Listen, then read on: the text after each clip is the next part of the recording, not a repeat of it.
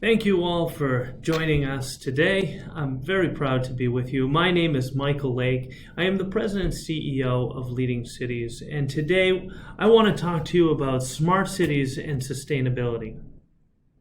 First, to give you a little background and context, Leading Cities is a global nonprofit organization. It is our mission to drive resilience and sustainability for all by unlocking the power and potential of our cities. You know, we've often heard of the fact that for the first time in human history, more than 50% of the world's population is now living in urban centers. And of course, that number continues to increase, with 70% of the world's population projected to live in our cities by 2050. The reality here is that we cannot achieve a sustainable planet without involving the world's cities. And our cities are not just incubators for innovation and populations and new technologies and businesses and opportunities. They're also incubations for the solutions of the future that we need. Now, when I first got involved in this smart city space, it was about 13 years ago. And the term smart cities had fairly recently been coined. What I've come to realize through the years is that smart cities, the term smart cities, is fairly new. But the concept underlying what is a smart city, or what we mean by smart cities, is as old as cities themselves. If you think back to Romans building aqueducts to bring water, fresh water, into their cities, or paving dirt roads with large stones. Of course, changing traffic cops with signals, traffic signals, sewage systems, underground railroads or underground transportation, or as you see here in the center, a kiosk in New York City providing citywide Wi-Fi. All of these are smart city solutions. So really, smart city solutions of their time. Really what we're talking about here is that smart cities equals the evolution of cities. And today, in the 21st century, during a period of greatest economic and technological advancements ever in human history, it is not surprising that so many of the new solutions available to cities today are involving technology. But it's not exclusive to new technology. We as a community, a global community, have serious challenges that we need to face. In fact, you may have heard of at least one of them. Yes, I'm talking about the effects of climate change. 95% of the world's cities are coastal cities. So climate change, which of course is directly related to sea level rise, is a threat to 95% of the world's cities. That's a tremendous amount of humanity that we're talking about. Now, I realize that some want to debate the science of this, but the reality is we are facing existential threats that humanity has never faced before. And we have to act accordingly. We have to act collectively. So if we are going to achieve a sustainable planet, well, you can't do it without smart cities. If that's where our population is, if that's where our opportunity for impact is, then we need to start acting now, and we need to start in our urban centers. Our cities consume 80% of the world's resources and occupy only about 2, maybe 3% of the world's land. The United Nations had estimated that 1.3 million people move into a city somewhere in the world every single week. Now, this is increasing the pressure on cities, the demand of our city governments to do more with less. And those city budgets, as we all know, are already stretched thin. So city leaders have real challenges. They have to do more with less. They have to increase their efficiency. They have to increase the effectiveness of every solution they deploy. And we, of course, have to do this in the context of the impact that we are having in cities in terms of driving the effects of climate change. Our cities consume 66% of the world's energy, 70% of its CO2 emissions. And this is staggering amounts that our cities are doing. But when you actually look at the forms of emissions, it's not surprising. Coal, oil, gas are at the top of the list. But when you look at our nations, again, not surprising, but you see here the fact that China, the United States, of course, Europe, and the EU certainly have their fair share of not only impact, but also of the work that needs to be done. Now, I do want to talk just a moment about the impact of climate change. You know, we talk often about the 1.5 to 2 degrees Celsius increase. I want to just put that into context. I know it doesn't sound like a tremendous change in temperature from the average person, but to highlight just a few of the impacts, the reality is our fresh water is affected.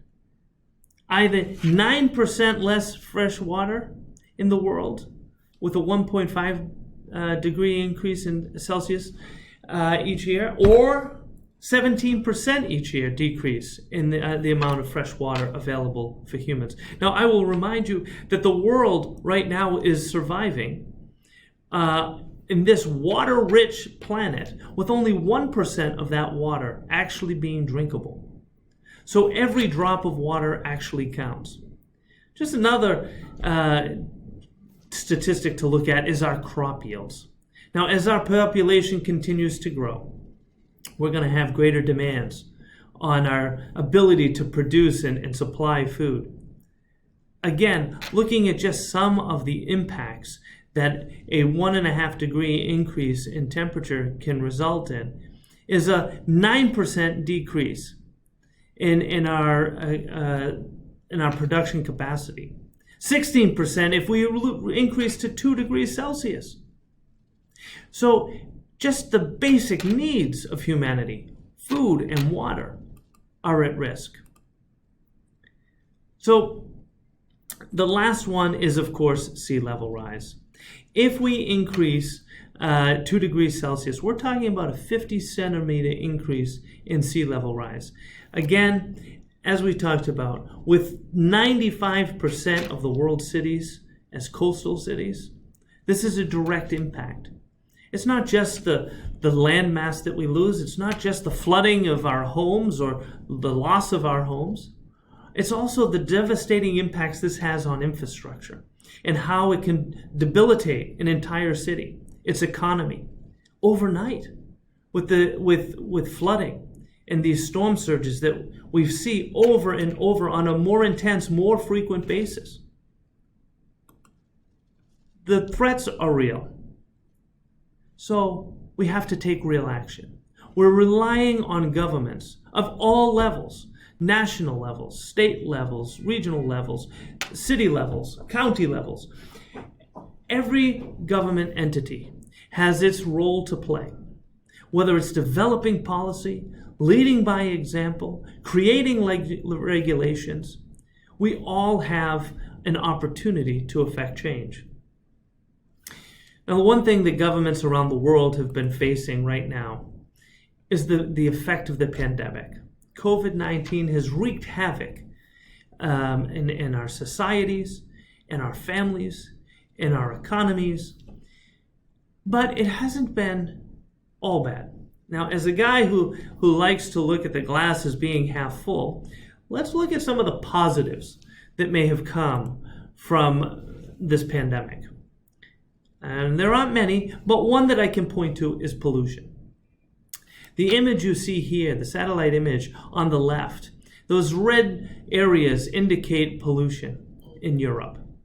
You can see that moving from 2019 pre-pandemic to 2020 in the middle of the pandemic or after the beginning of the pandemic, a tremendous reduction in pollution.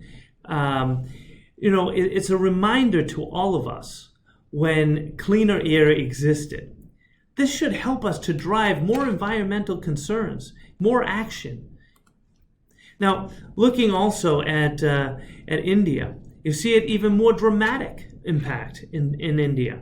And to put this satellite image to a more direct context, imagine in October 2019, you would have seen that image on the left. You can barely even see. The air is so thick with pollution. By April 2020, blue skies once again. That's 6 months of change. So I said I was a man who looked at the glass as always being half full. So I really believe in this quote, that every threat to the status quo is an opportunity in disguise. Our opportunity is to transform our cities, not incrementally, but with dramatic changes, with the people at the core. A human-centric approach to change. Here in the United States, our native population had a philosophy that decisions made by the tribe's elders would be made with the impact 7 generations out in mind. Imagine today if our business leaders, our political leaders, all made decisions thinking about how it would affect 7 generations from now. How could we live with ourselves, knowing we're leaving a planet that is on the brink of inhabitability for humans? How could we live with ourselves knowing that the decisions we're making to continue to burn fossil fuels at the rate we've been burning since the Industrial Revolution, how could we continue to think that we would leave a planet that is essentially consuming itself with the sea level rise? We need to transition from that industrial revolution to a societal revolution, where the impacts of our decision are not only looking 7 generations out, but are human-centric.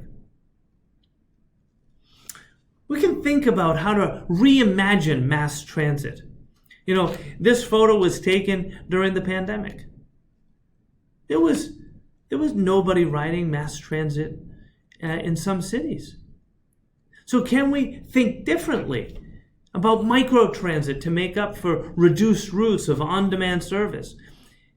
When you think about the social distancing, a full bus has only a capacity for 8 people. That's not going to cut it. The economics of mass transit broke down in this pandemic. So we have to be more creative. We have to think about this. This is not the one and only pandemic we're going to face. So let's leave future generations with the capacity to deal with it better than we were able to. Our very roads. Cities around the world converted their roads during the pandemic into bike lanes. New York began trialing 7 miles of open streets to ease crowding in parks. In Oakland, California, almost 10% of roadways were closed to through traffic. In Milan, Italy, plans to build 22 miles of new cycle lanes and permanently widen sidewalks after its lockdown was lifted. In Bogota, Colombia, they opened 47 miles of temporary bike lanes during this pandemic. In Budapest, they've suggested that its new bike lanes may become permanent if the measures prove favorable, which in many places they have. And Paris' mayor, Anne Hidalgo, has called for returning to car-dominated status quo simply out of the question. But it's not just related to our cities and our roads in our cities. What about our public spaces? Having to social distance, as I said, in mass transit, having dividers in our benches, signaling out 6-foot diameters around benches and picnic tables and chairs outdoors.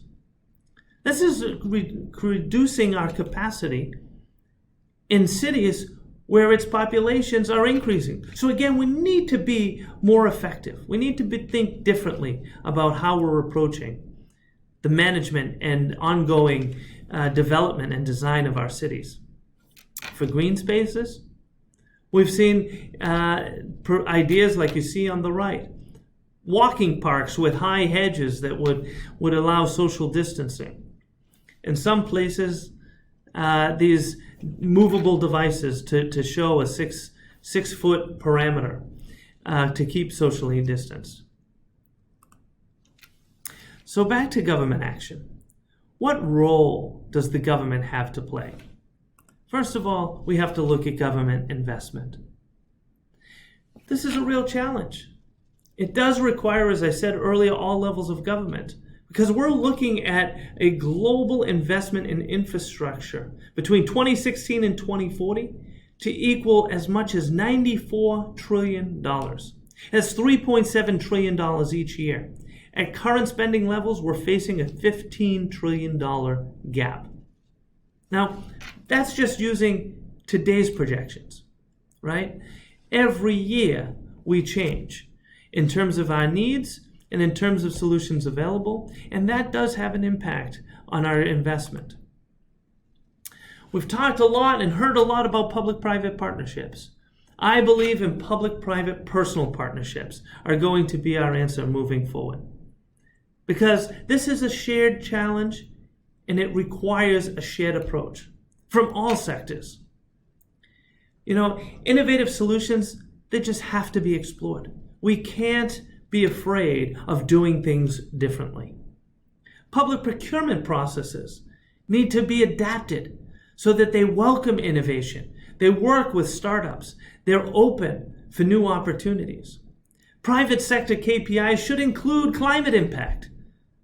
We all know that industry is driving so much of the challenges we face in terms of climate change. But let's not forget about end users. People like you and I, we have our role to play as well. So we have to adopt behavioral changes. Yes, it's our consumption, but it's also the investments we make, the investments we make in our home, the types of vehicles we buy, how we decide to move from one place to another using mass transit or individual vehicles. These all have tremendous impacts, as we know. So let's look at spending on smart city projects worldwide. This is a projection from 2019 to 2025. I'm glad to say that even in 2019, that we were projecting an increase, a positive trend in our spending. What I have seen in cities around the world is that when COVID-19 first hit, there was almost a sudden and immediate drop-off in interest in investing in smart city projects and pilot projects. But now that we've emerged from that initial phase of COVID-19 and this global pandemic, cities around the world realized that what they thought were those nice to have, those gadgets and gizmos, the digitization of city government, were not so nice to have. They were now need to haves.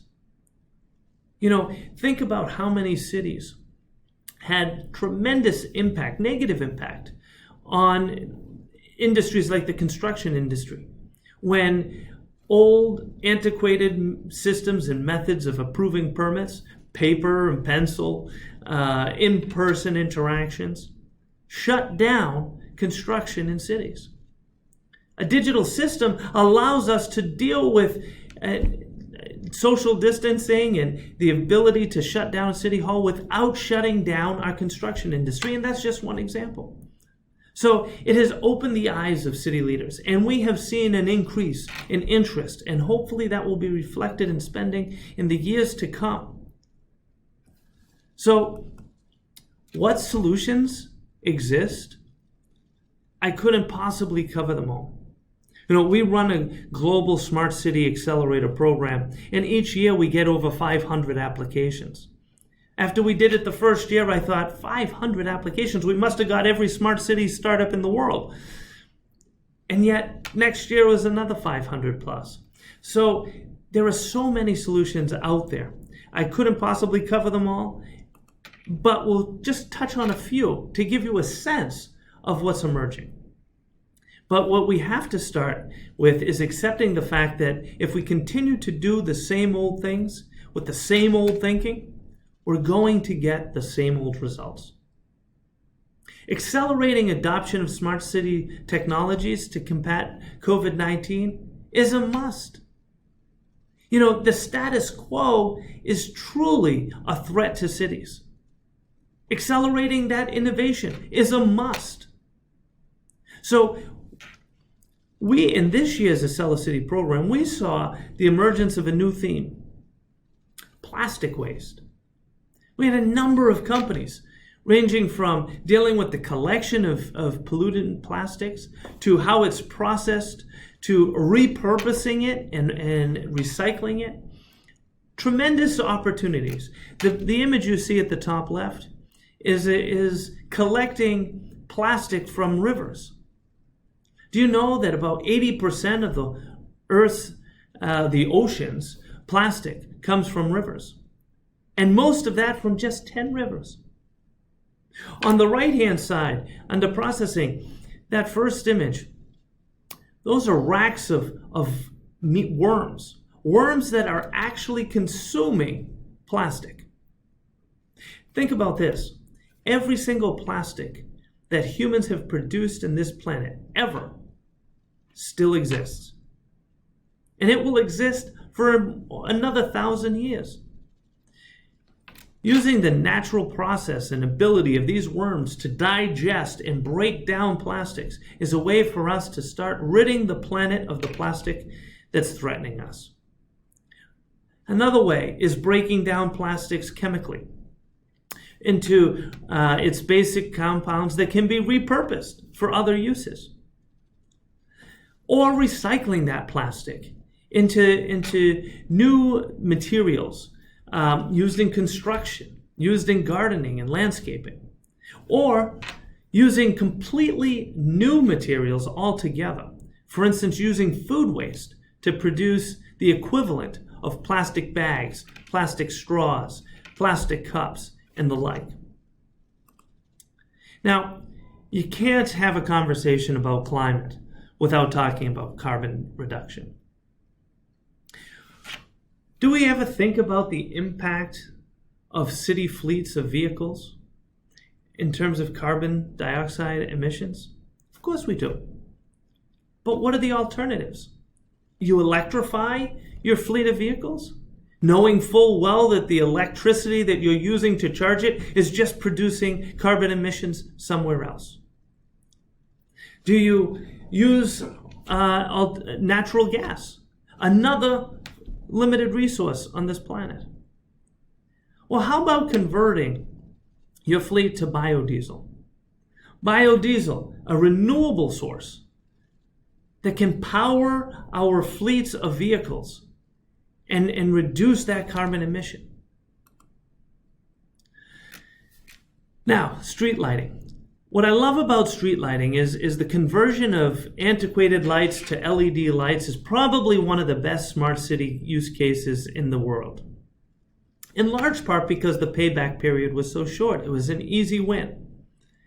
But what we've seen is that converting street lights and the poles that they're on into LED lights was just the tip of the iceberg.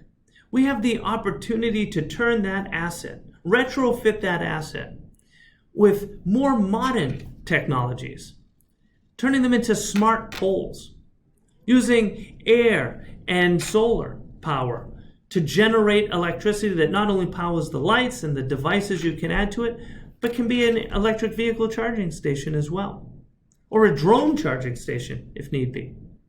Adding sensors, gunshot detection, air quality, pollution type detection sensors. Emergency calls can be made from these poles. The point here is that these technologies are growing. Some older than others, some at the cutting edge. But all of them have one thing in common, which is that they require our city leaders to think differently about the way we manage and maintain our cities, to feel comfortable to go outside the box, to think differently about how we do business within cities, and to be inspired by these solutions and the incredible entrepreneurs who are doing everything in their power to affect change. So I've covered a lot of ground. There's so much more I'd love to share. But in conclusion, I'd like to just say that, as Mark Twain best said, the secret to getting ahead is getting started. So to all of you, I say, are you ready to get started? Because a sustainable future requires smart cities, and smart cities begin with you. It's the partners you choose to engage, the strategies that you create, the investments that you make, both as cities, as businesses, and as individuals. And ultimately, it's the opportunities that you choose to seize.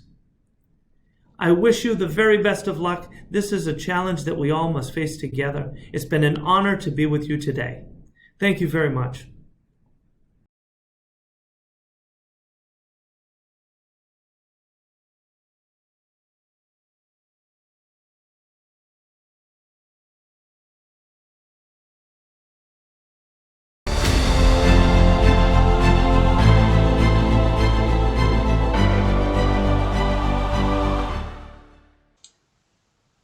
Dear ladies and gentlemen, first of all, I want to thank Digital 4 Foundation for providing this opportunity for me to talk about this fantastic topic and be part of this digital event. Welcome to my presentation with topic of future of the smart cities. Today's presentation will cover near future of the smart cities and will be supported by data that will help us to understand near future of the smart cities in next 3 years. My name is Nejat Piric, and I am with the European Technology Chamber as Director of the Smart Cities and Director for Digital Transformation. So to understand and before we deep dive into understanding the future of the smart cities, we need to take a look into present. And we are doing that by looking into United Nations Department of Economics and Social Affairs World Urbanization. And based on their research, they found that by 2050, the number of population will rise to 68%, which is expected to add another 2.5 billion new residents by 2050. Cities also occupy 3% of the earth, but they account for up to 80% of energy consumption, as well as 75% of global waste and carbon emission. So, why is important that we on a world level that we continue with smart cities program activities and initiatives. As per McKinsey Global Institute research, smart cities deliver results, more efficient, responsive and sustainable cities, which delivers better outcomes for people in these cities. So they realized that they actually found that their research shows that from 30 to 300 lives are saved each year in the cities of 5 million. 30 to 40% fewer crime rate, 8 to 15% lower disease burden, 15 to 30 minutes is cut off the daily commuting. And amazing result, 25 to 80 liters of water saved per person per day. So if we multiply this with 5 million and 365 days, it's amazing amount of water that is saved. And of course, from 20 to 35% faster emergency response time. So today's presentation will be mainly supported by SE Thought Lab, which research results. And this research conducted is also sponsored by Oracle, Deloitte, Intel, and many other companies between August and September 2020, and included senior officials from 167 cities across 82 countries. So 21% of these respondents were mayors or chief executive. Additional 50% were city managers. Approximately 30% held policy or operational roles, including chief of staff or director of planning or policy, and about 20% has senior position overseeing technology of smart city initiative. So it's a very, very huge sample with really cities that cover 526.8 million of residents. So what they found that unfortunately close to 30% cities are actually beginners, and they are just starting to use technology and data to achieve their goals. Majority of the cities, almost 50%, are actually intermediate, and they are making progress by using technology and data across their urban initiatives. And 22%, they are advanced in use technology and data across urban domains. So this is the list of the cities, left-hand side, leaders in the middle, intermediate, and beginners at the right-hand side. So also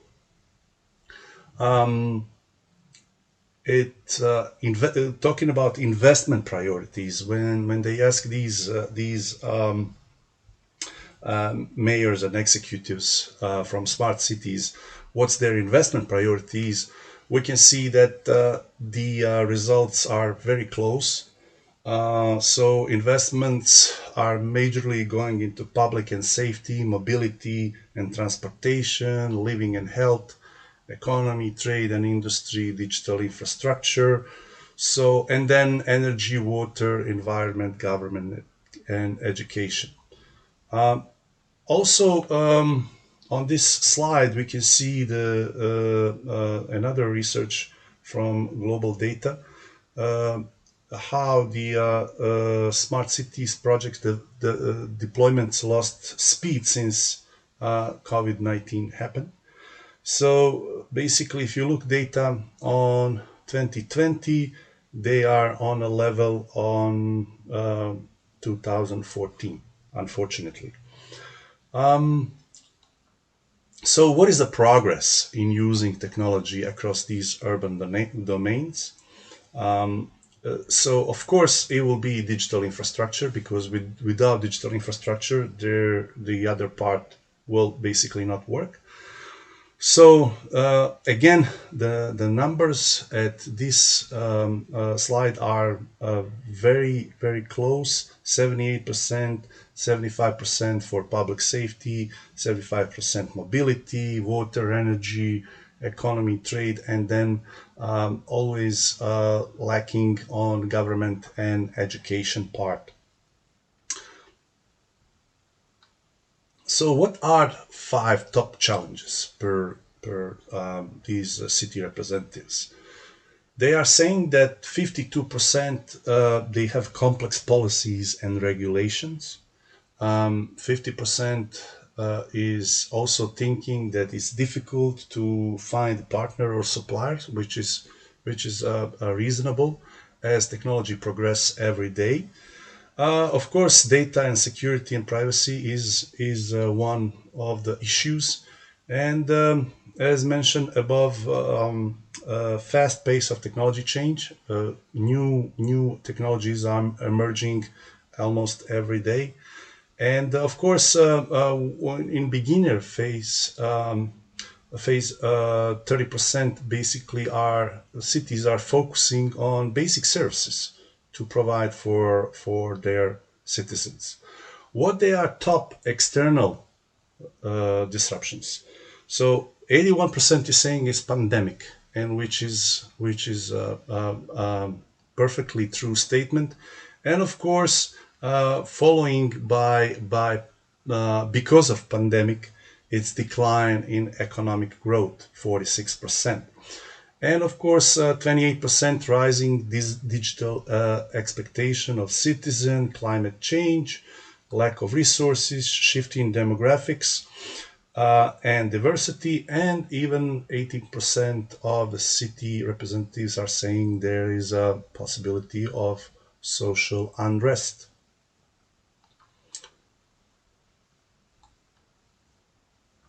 So, what smart city learned during pandemic? That basically the number one thing that they learn that these programs are crucial for the future. They realize that the city representatives realized that one day we woke up, we couldn't go to work, we couldn't interact with the clients, with the citizens, with the students, and basically the only thing that help us to stay alive, so to speak, is technology. Also, pay more attention to citizen health, operation continuity and agility, and so on. So there's a lots of lessons learned during pandemic. Of course, on a business and government side, on remote work, crisis management, and of course, reliable and affordable internet.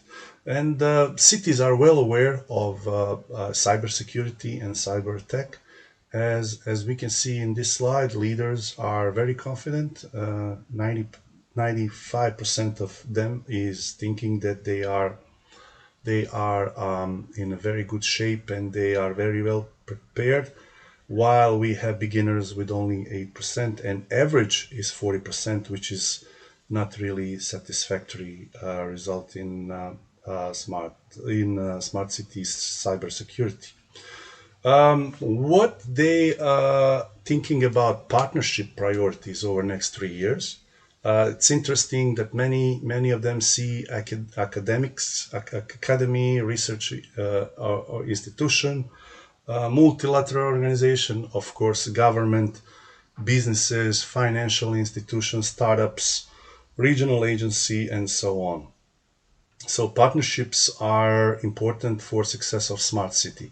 So this is the path where smart city need to go to become smart city 4.0, which is actually hyper connected cities that is using technology and data and citizen engagement to achieve SDG. How to get there? How to get to the smart cities 4.0?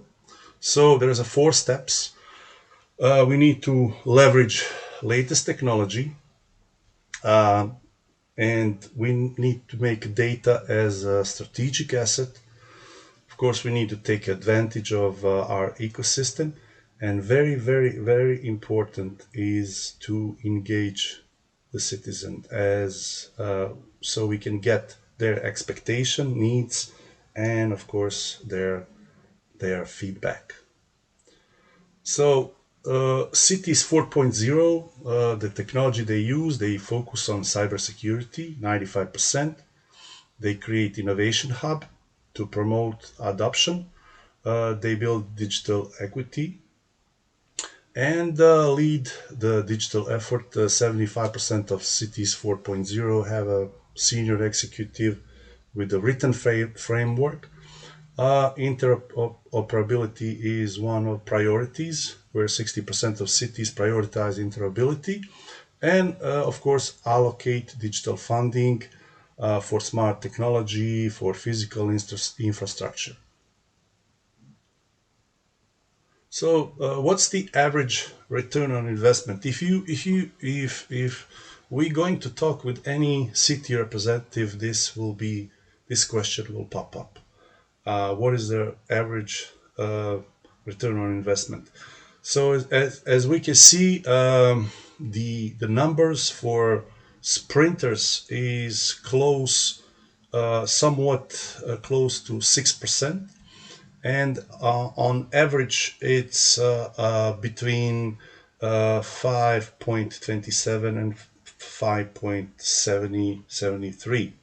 So, and that is across the board. It's around. We can freely say that it's between 5 and 6%, which is not very fast return on investment, but we need to think about the social impact that is intangible, and what we are providing for citizens of these cities. And what are the conclusions? There's a need for collaboration, of course, as it's a clear. Then city and leaders are prioritizing the partnership. For city officials, the pandemic proved that smart cities program are imperative, and cities are heavily relying on tech, especially on cloud and artificial intelligence. And many cities, especially beginners, are having trouble, or they are afraid of cybersecurity. But the pioneers and the first runners, they actually have high level of confidence. So, looking at the time, I believe this is all. This is the time to close out today's presentation. I want to express my appreciation by saying thank you, Digital 4 Foundation. I'm looking forward to see you in the next Digital 4 Foundation event. Thank you and have a great day.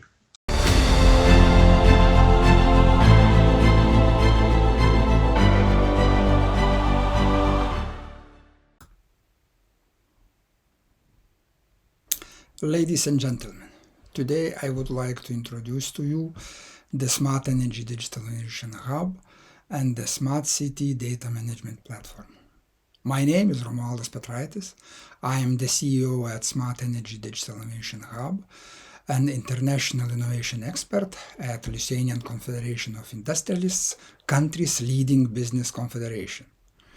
I am also pleased to introduce myself as I4MS ICT Innovation for Manufacturing SMEs initiative supported by European Commission, and I4Trust, Data Spaces for Effective and Trusted Data Sharing ambassador as well. I am preparing my slides. Just a moment. And shortly about Smart Energy Digital Innovation Hub. Smart Energy Digital Innovation Hub is the renewable energy innovation ecosystem based in Vilnius, Lithuania. The DAH was established to build appropriate frameworks and amounts of high quality of renewable energy data for high-performance computing, data analytics, and artificial intelligence. As Smart Energy Digital Innovation Hub was established to facilitate the full innovation chain from basic research to market uptake, it consists of participants from business, academia, and the public sector, major national renewable energy enterprises, research and educational institutions, international smart energy equipment manufacturers, NGOs, and technology providers. In Lithuania, we have quite an opposite experience working our way into a global community of advanced and prosperous economies. One example speaks the best. Some 15 years ago, we have been true outsiders in the field of global internet connectivity, with poor infrastructure and few investments made. But the time proved that this situation was very favorable for us too. Starting fresh from scratch, we succeeded just in a few years span to build the most modern, advanced broadband infrastructure, and today Lithuania is amongst the top 3 European countries by internet connectivity penetration and speed. A few facts about Lithuanian achievements. Lithuania is number 4 country for the ease of starting business in the European Union. The number of startups in Lithuania is rapidly increasing. Recently, the Lithuanian startup ecosystem went through many positive developments, and today we have more than 1,000 startups in Lithuania. According to the Manufacturing Risk Index Report 2018, Lithuania is ranked as the second most attractive location in the world for manufacturing investors. That is why we are number 11 in the world for ease of doing business. According to statistics, 47% of Lithuanian companies were involved in R&D activities. It was the second highest number in the EU. This will happen by bringing together major research, business and public stakeholders for the common development and implementation of digital transformation. Baltic states and Poland expressed interest in setting up a cross-border smart energy Baltic digital innovation hub, competent in the areas of renewable energy, climate change, and the circular economy. As the challenges in the above areas are not restricted by any borders, effective solution can only be reached at regional level. The cross-border smart energy Baltic digital innovation hub focuses on business realities, plans and visions in the following areas: renewable energy market, offshore wind and solar, energy efficiency, smart energy distribution networks, smart cities, sustainable transport and logistics, circular economy, and reduction of greenhouse gas emissions.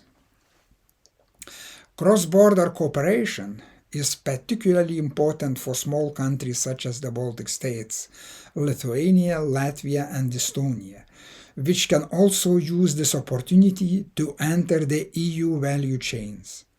It was therefore decided to unite all parties in their efforts to address these pressing challenges of today. For Eastern countries like the Baltic states and Poland, cross-border cooperation in the field of renewable energy is of strategic importance as the region develops a common energy ecosystem will provide and increase more geopolitical security for the whole Europe, not to mention the region. The Smart City DAH, developing the initiative of the Green City 2030, which aims to achieve more ambitious goals in 2030 than currently foreseen by that time. The European Commission mission is to have 100 carbon-neutral European cities by 2030. It is these cities that will become European innovation hubs with a view to becoming the first carbon-neutral continent by 2050. The program of the government of Republic of Lithuania provides for the project Sustainable and Accessible Cities, for which the goal is the first carbon-neutral Lithuanian city by 2030. Developing of the Smart Energy Digital Nation Hub as a think tank of the Green City 2030 initiative, with the involvement of these experts and working groups, will work as follows: smart cities, data management center, circular economy, solar and wind energy, energy storage technologies, hydrogen technology, green transport, heating and cooling technologies. Cities have a central and defining role in strategic sustainable development, and therefore they have increasingly gained a central position in operating and applying it. This is clearly reflected in the Sustainable Development Goals of the United Nations 2030 Agenda for Sustainable Development, which entails, among other things, making cities more sustainable and resilient. It's also well documented by European Commission. This is anchored in the recognition that cities as the engines of and the hubs of innovation that drive economic development are the world's major consumers of energy resources and significant contributors to greenhouse gas emissions. It is estimated that cities consume about 67% of the global energy demand and generate up to 70% of the harmful greenhouse gas emissions. Accordingly, they represent the key generations of environmental pollutants and the main hotspots of vulnerability to climate hazards and related upheavals, in addition to social inequality, disparity, and insecurity. In view of that, they are seen as the most important arena for instigating major sustainability transitions, adding to being the key sites of economic, environmental, and social dynamism and innovation, and thereby holding great potential for making significant contribution to social transformation and thus sustainable development. As such, they provide ideal testing grounds and operating environments for innovative ICT solutions pertaining to diverse urban systems and domains. The United Nations 2030 Agenda regards ICT as a means to promote socio-economic development and protect the environment, increase resources efficiency, achieve human progress and knowledge in societies, and retrofit industries based on sustainable design principles. The Smart Energy DAH, developing idea of the Smart City Data Management Platform, which definitely is the heart of the Smart and Green City. Here you can see the Municipality Data Management Platform, ecosystem of sustainable urban development and governance. The City Data Management Platform implements a specific data model for the city about its data flows between its layers and different dimensions. It connects devices, people, businesses, and public administration services and entities in the one unique structure that operates as one system. The platform is built by a smooth integration of blockchain, artificial intelligence, advanced analytics, and 3D interface. It easily integrates with the party solution while keeping a high level of encryption and protection against cyber and physical threats. It connects and enables smooth communication between devices, software modules, people, businesses, and public authorities. The Smart City Data Management Platform is a new generation platform which automates the value extraction of data, enabling multi-usage of its functions. The aim of the platform is to develop a new constellation in which the municipality will be the key player of the system. It will enable sustainable urban development and governance whereby the municipality staff and community cooperate, communicate, interact, and co-involve via a hybrid platform. This platform will enable identification of the conceptual roots of the existing forecasted problems and needs, identification of potential solutions and their developers, assessment of their horizontal and vertical impact. We will monitor the continuous systemic impact and interaction of the implemented innovations and projects on a city scale. This will include sharing the success stories and failures and interaction of stakeholders in the city value activities. This will include improvement of living conditions, the creation of employment opportunities, the development of co-creation of new products, services, processes, and business models. As well-designed city data management platform provides the following social benefits to the city. Stakeholders came together easily. All the stakeholders share all the knowledge connected in communities. The city expands its physical dimension into the virtual one. The city becomes more exclusive as a digital gender. New employment and local economy growth are enabled. The city can expand its cultural heritage, promoting modern and emerging art.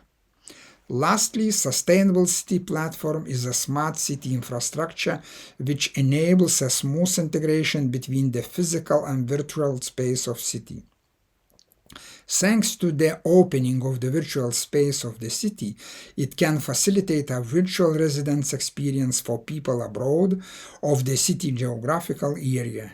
This opens an opportunities for creation of a better employment through virtual economy entrepreneurship, targeting the younger generation.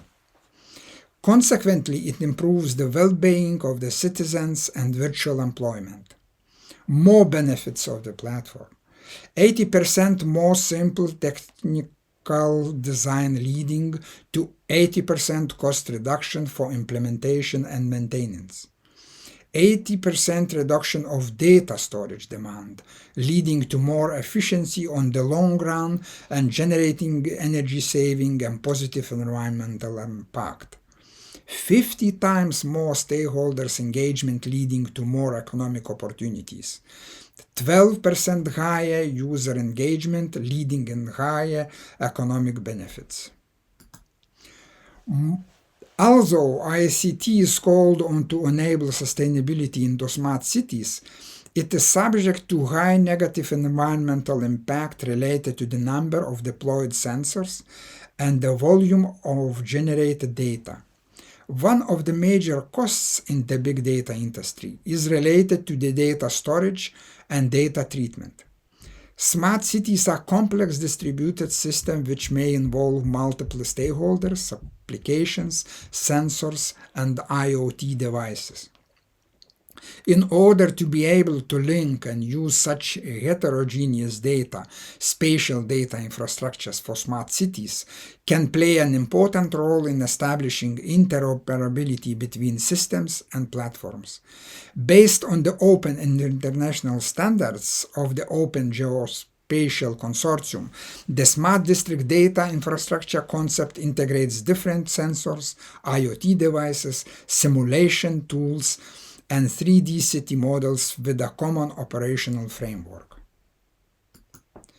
We have shown about the huge environmental impact which can be achieved with the optimization of the data management when data storage is kept under control. Additional positive environmental impact is generated through a unified governance model, which integrated the technologies in the city through shared ownership, which minimizes the sensor multiplication and increases the reuse of the physical elements. This unified governance model is the key to create and provide an important social impact by empowering the users to exchange and build personal economic value of their data. Thank you for attention, and I wish everybody a good luck.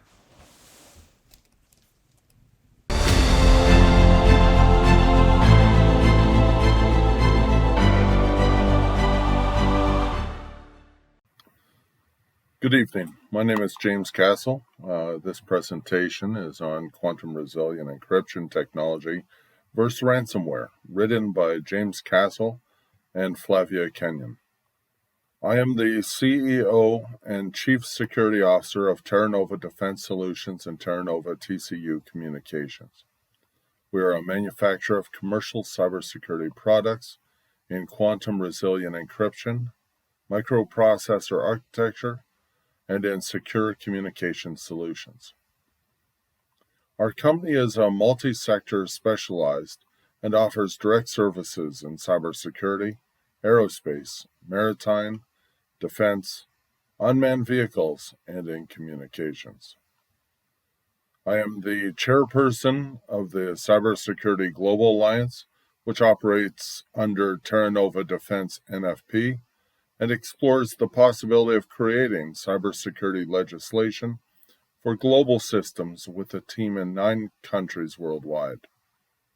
I'm additionally the Canadian ambassador for the EU Commission think tank called Drone Think Do, based in Brussels, representing over 30,000 high-profile tech companies in over 64 countries globally. I started the Terranova group of companies back in 2014, starting in public safety and emergency management. In 2018 and later, I was invited to speak as a special witness before the Standing Committee on Transport Infrastructure and Communities, the TRAIN Committee, at the House of Commons Parliament in Ottawa as an expert in witness in unmanned vehicles and the future of drones in Canada. Terranova Defense Solutions is one of the companies owned by myself, which was elected as one of Canada's top defense companies in both 2020 and 21 by the Canadian Defense Review magazine. And over the years, it has expanded into a conglomerate of corporations, from defense systems to advanced cybersecurity manufacturing to innovation hub technologies, including cybersecurity, managed services, cyber ranges, and incident management, operating in aerospace systems and in smart city developments for climate change initiatives. I have worked as a volunteer in business mentorship, as well as working for my community, working and running recreational programs and helping people during COVID get physical fitness. I have been involved in this for over 3 years, and I'm currently involved working as a volunteer with the Canadian Standards Association group on a task force that regulates RPAS for emergency managers and emergency rescue personnel. My co-author, Flavia Kenyon, is a leading British barrister. She holds an impressive and varied portfolio of national and international financial crime cases. Flavia advises startups, SMEs, and individuals on cyber fraud legislation, litigation, and regulatory issues emerging from new technologies such as blockchain, decentralized finance, and cryptocurrencies. She advises companies on how to respond to ransomware attacks and advised the BBC on the future of cyber attacks on media organizations. Flavia is frequently instructed to defend in complex, multi-handed fraud trials with an international dimension. She has defended insolvency prosecutions, money laundering, cyber fraud, fraudulent dealings, international conspiracies to defraud financial institutions, and conspiracies to making articles to use in fraud, Ponzi schemes, and fraud by misrepresentation. She has developed a strong profile in government advisory and ambassadorial work, recently advising the Romanian embassy in London on issues of state immunity and commercial property. Her advisory work also extends to non-governmental organizations such as Transparency International, for whom she has acted in an international case of bribery of public officials in the oil and gas industry in Senegal. Flavia is the author of numerous legal articles and is the legal commentator. She was educated at Oxford University and called to the bar in 2005. She is fluent in English, French, Romanian. Flavia is listed as a leading individual in both national directories of excellence, Chamber, and Partners UK, and the Legal 500. In the digital era of increasing cyber attacks, the Cybersecurity Global Alliance has investigated real solutions. A supercluster company in Canada has created possibly the first true answer to countermeasure ransomware. This countermeasure, which has been proven by leading Canadian Polytech University in Saskatchewan, was designed and manufactured to be the world's first superior commercial-grade quantum-resilient encryption software. Originally designed for the military and commercial drone communications, this technology was reconfigured into a Windows-based enterprise technology that is now compatible with Linux, Android, and Apple technologies. This technology was manufactured, designed, and built by our Canadian business partners, CEW Systems Canada, and with Terra Nova TCU Communications, who are working together in advanced manufacturing of cybersecurity products. As the world plummets into cyber and ransomware attacks, the world needs a superhero, and that superhero is CEW Systems Canada and its encryption tool, Bi-Symmetric Handshake. Terra Nova TCU Communications has already expanded into the unmanned and autonomous vehicle sector, automobile industry, aerospace and defense, and into future technologies such as hypersonic technologies and missile defense systems. Terra Nova TCU Communications is the future defender against electronic warfare and the next generation of quantum resilient cyber defense systems, alongside with Terra Nova Defense Solutions. CEW's encryption solutions is defined as a quantum resilient encryption algorithm designed to encrypt and decrypt data that is being transmitted via the Bi-Symmetric Handshake. The solution is ideal for all unmanned as well as manned vehicle communication to prevent cyber attacks from all computers, including supercomputers and upcoming quantum computers. These computers will soon be able to execute brute force attacks against intercepted encrypted data.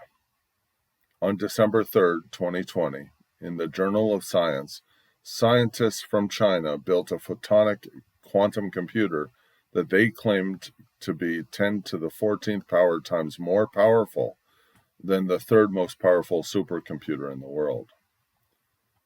The integrated cybersecurity solution proposed within will include internal and external communication encryption using CEW System Canada's Bi-Symmetric encryption software. It uses challenge and counter-challenge codes to exchange public keys using private keys. This ensures listening parties, potentially attackers, will be able to read the contents of the encrypted data and or to send unwanted commands designed to interrupt onboard activities or systems. In encryption, there is a little-known issue that both cryptographers and hackers know about, but it's almost never talked about.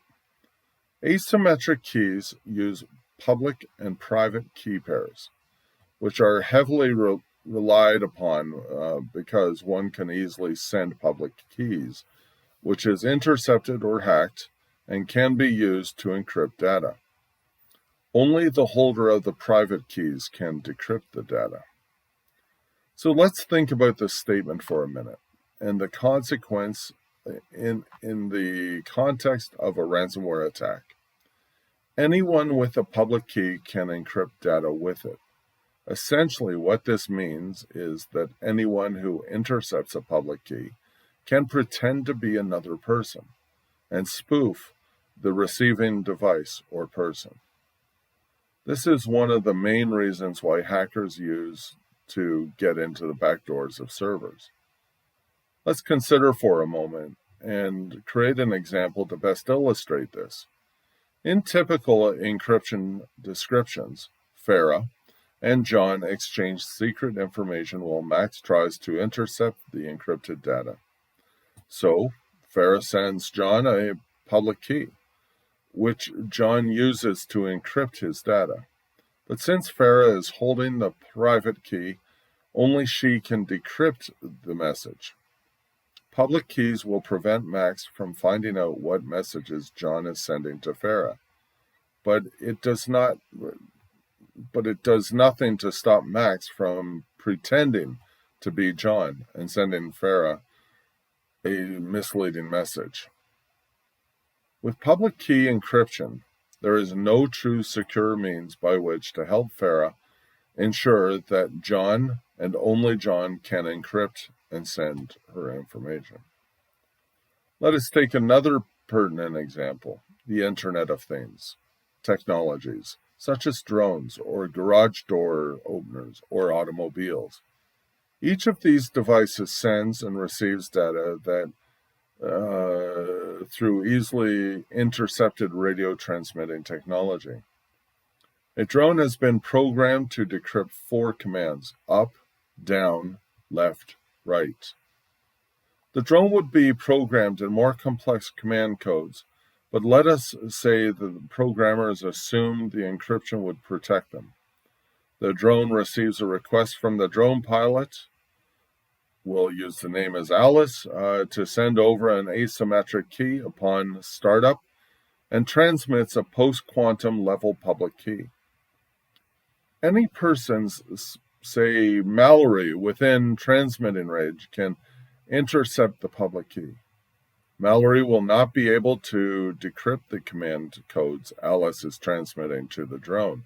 However, because Mallory has intercepted the public key, and since anyone can encrypt data using that public key, she can easily encrypt and send her own commands to the drone, causing the drone to, for example, crash into a near hospital, or even hit a plane that is flying through the air. Another example applies to garage doors. Let's say if Eric intercepts a garage door public key for a large underground parking lot, he can then sneak in behind Sarah's car, and Sarah will have no idea the public key that was used by Eric to stalk her via unimproved access. This is the same in case of cars. If Alice connects her smartphone to the car and Mallory intercepts the public keys, Mallory could take over unwanted functions of the car. There is a real-world vulnerability which currently exists and results in extremely regular data breaches caused by the repeated use of simple and easy-to-remember usernames and passwords. If Corporation A is hacked and all the unencrypted usernames and passwords are stolen, then there is nothing to stop hackers from reusing the stolen username and passwords and logging into large corporate online accounts. This is how Disney Plus service was hacked during their initial startup. In the example of unmanned drones, determining the identity of message command sender is paramount. Bi-Symmetric encryption uses a unique and novel handshake incorporating encrypted session key combinations, allowing users login credentials, biometric data, credit card data, or command activation codes to be quickly and correctly processed without directly transmitting this confidential data. The plug-and-play hybridized encryption system employs concepts like asymmetric encryption meshed with more secure symmetric encryption. A significant difference from commonly employed asymmetric encryption is that during the initial handshake, to set up communication, no vulnerable data is exchanged. Should the sender key communication be intercepted by a hacker, they still cannot pretend to be the originator of the communication to the receiver. The Bi-Symmetric Handshake provides a new and novel encryption feature not found in any other encryption system. The handshake was set up specifically to exchange encrypted, randomly generated data instead of login credentials such as password and command codes, while still achieving the ability to ascertain the authentication of both parties. If the login data, command codes, or credit card data are not transmitted, how can it be intercepted or decrypted? During the initial handshake, private keys are generated from or found in the form of login credentials, credit card information, biometric data, and other personal credential information or pre-shared private keys, which are then used to start the handshake, are never actually transmitted. At Terranova TCU Communications, we understand the claims we are making about our encryption API software, sounding extremely ambitious.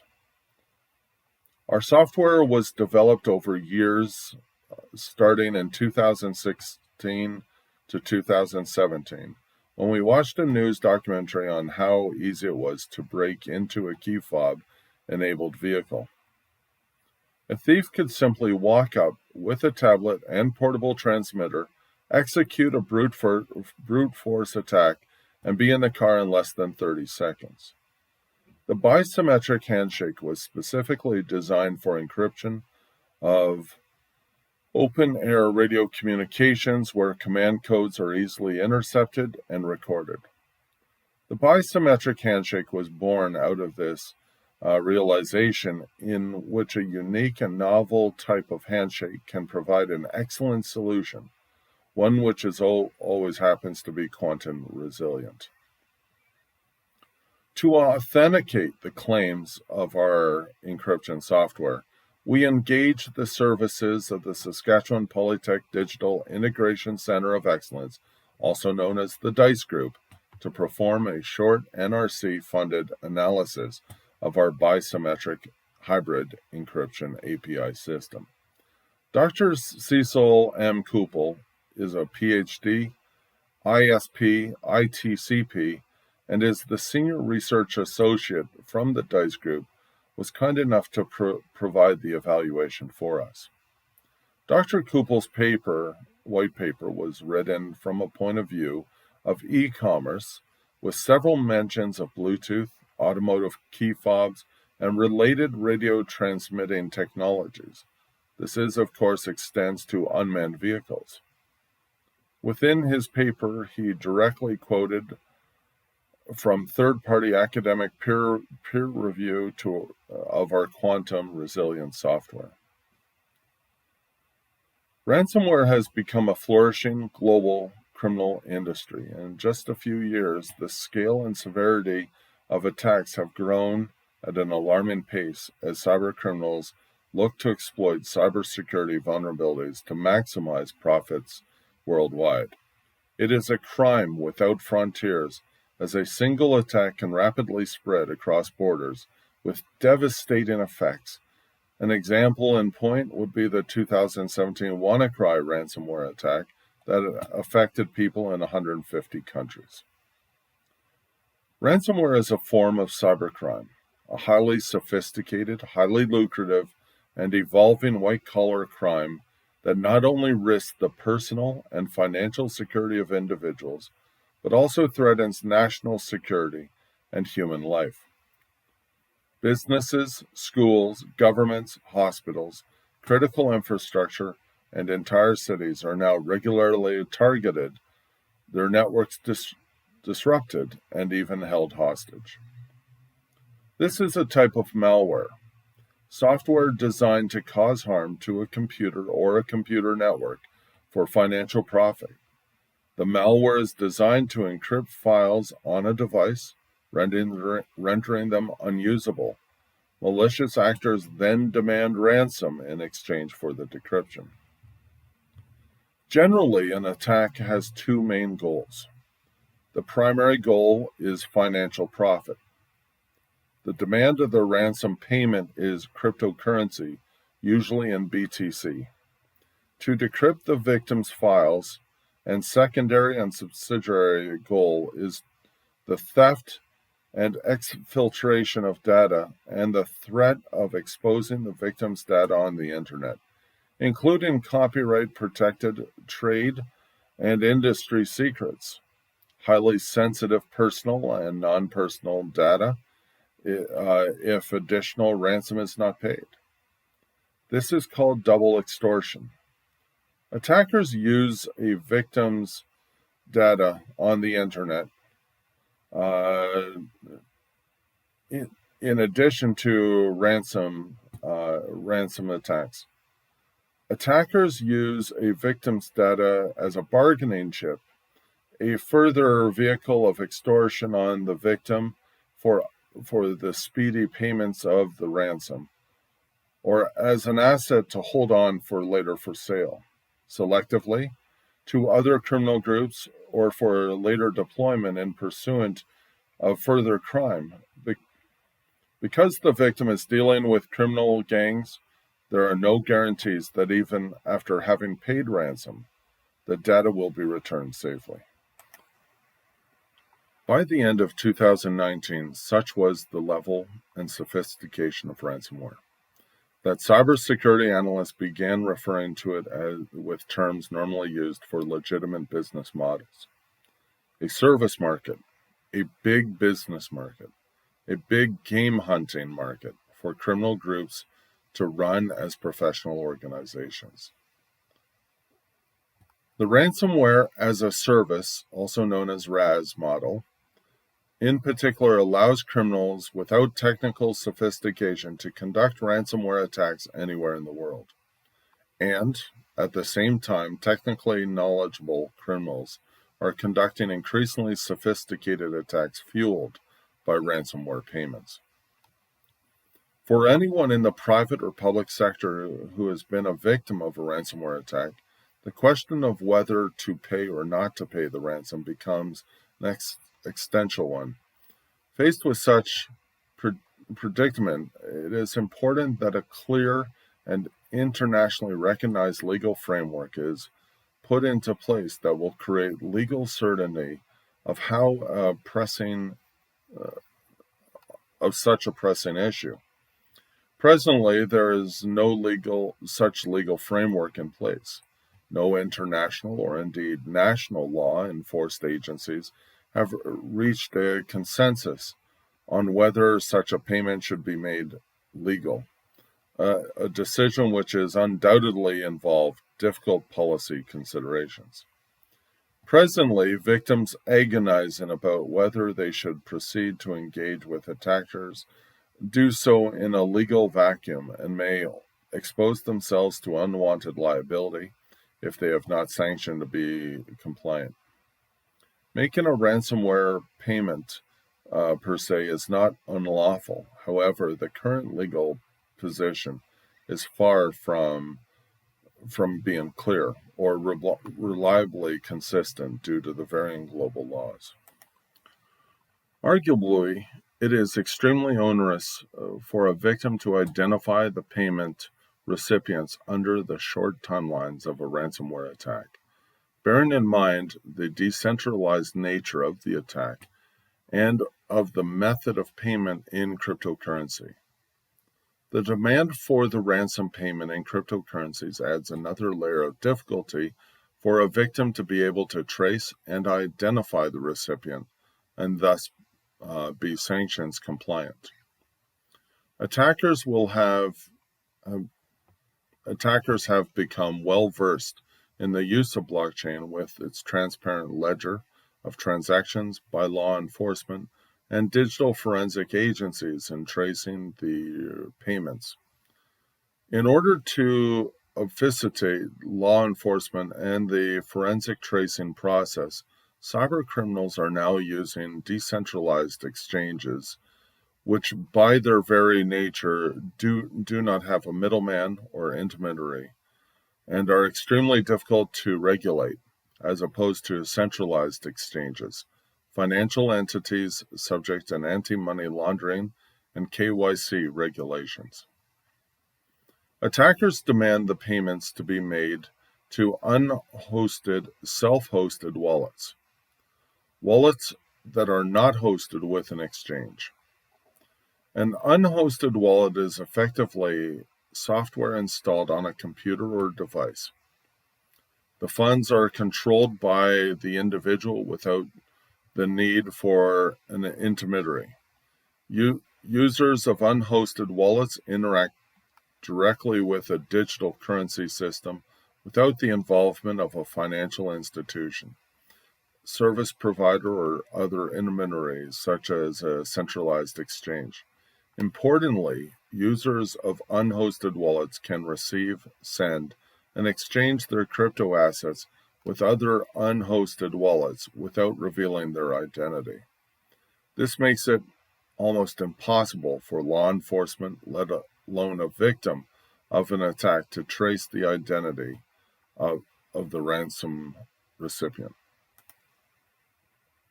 According to the Chain Analysis of 2021 Crypto Crime Report, the total amount paid by ransomware victims increased by 311% in 2020.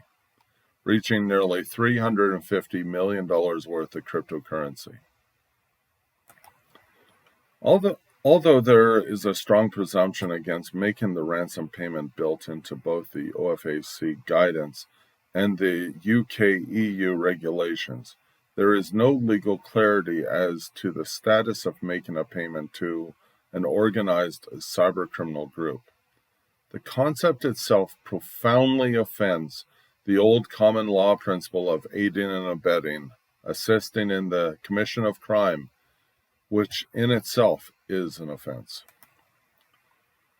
There cannot be any doubt that the ransom payment constitutes criminal property. Most jurisdictions now recognize that cryptocurrency is property in law, representing the hacker's benefit from criminal conduct, namely from extortion, blackmail, and the ransomware attack, both criminal offenses in most advanced jurisdictions. Further legal considerations may also come into play. Firms that pay ransoms and their facilitators should also consider whether they have regulatory anti-money laundering reporting obligations under Part 7 of PACA 2002 and the Money Laundering and Terrorist Financing Amendment Regulations of 2019 to submit a suspicious activity report, also known as SAR, to the National Crime Agency in respect of information that comes to them in the course of their business, if they know or suspect or have any reasonable grounds for knowing or suspecting that a person is engaged in or attempting a money laundering or terrorist financing offense. This may commit an offense if they have knowledge or suspicion of money laundering activity or criminal property, do something to assist another in dealing with it, and fail to make a SAR. Submitting a SAR protects an individual and an organization by providing a potential defense against money laundering financing offenses known as consent, appropriate consent, and prior consent defenses. In conclusion, navigating the complex and unclear international sanction regimes while dealing with a ransomware attack and the demand for payment is a fraught process, which leaves victims of attacks vulnerable. The technical solution presented in this speech discusses the Bi-Symmetric Handshake, providing a new and novel quantum resilient encryption feature, which may just offer the much-needed harbor of safety against the onslaught of ransomware attacks. For final statement, it is good to know that quantum resilient encryption software does not stop a cyber attack from happening, but it will stop the threat actors from taking that data and being able to read that data, which could potentially put an end to ransomware altogether around the planet. My name is James Castle. Thank you for watching, and have a great evening.